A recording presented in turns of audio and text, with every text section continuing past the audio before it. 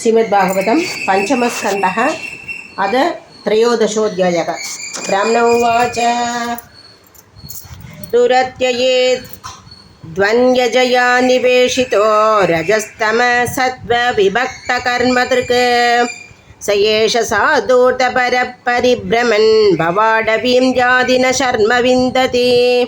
यस्यामिमे षण्णरदेवतस्य वशार्तं विलुम्बन्ति कुणाय कम्बलात्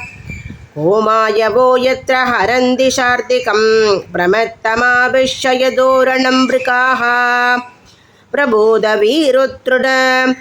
कुल्पहग्वरे कठोर दंसैर्म शकैरुभत्रुतः क्वचित् गन्धर्वपुरं प्रपश्यति क्वचिच्छाशुरयोल्मुखग्रहं निवासधो यद्रविनं विनात्मबुद्धिः ततस्ततो धावति भो अडव्यां क्वचिच्च वाद्योदित भांशधूम्रा दिशो न जानाति रजस्वलाक्षक अतृश्य चिल्लीश्वन कर्णशूल उलूकवाग्भिर्व्यधिधान्तरात्मा अपुण्यवृक्षान् सयते सुधार्तितो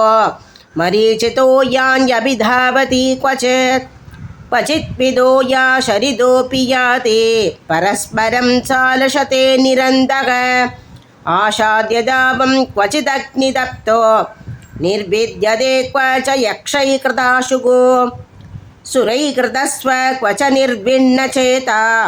शोचन् विमुख्यन्नुभयाति कश्मलं क्वचिच्च गन्धर्वपुरं प्रविष्टः प्रमोदते निर्वृतवन्मुहूर्तं चलन् क्वचित् कण्टकशादराङ्ग्रेर्नकाररुक्षोर्विमना इवास्ते पदे पदे अभ्यन्तरवग्निनार्तिद कौडुम्बिककृत्यदि वै जनाय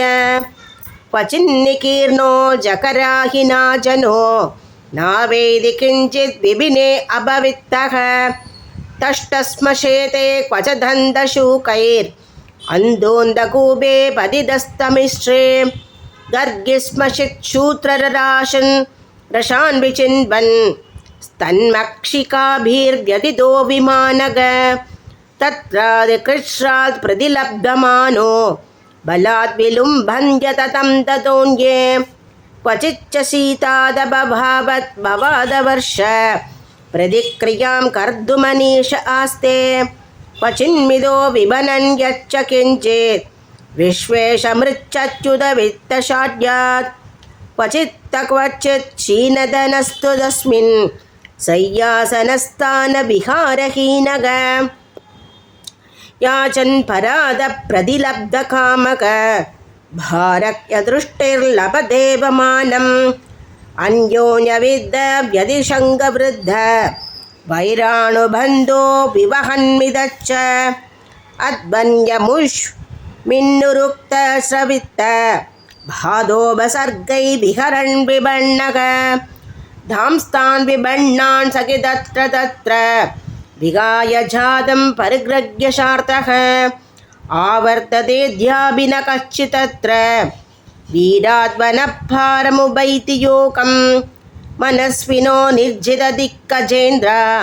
ममेति सर्वे पुवि बद्धवैराः मृतेशैरण्णतु तत्व्रजन्ति यन्यस्तदण्डो गतवैरोऽपि याति प्रसज्जति क्वापि लता भुजाश्रयस्तदाश्रयाव्यक्तपदद्विजस्पृगः क्वचित् कदाचित् चित्तरि चक्रदस्त्रशन् सख्यं विदत्ते बहगङ्ग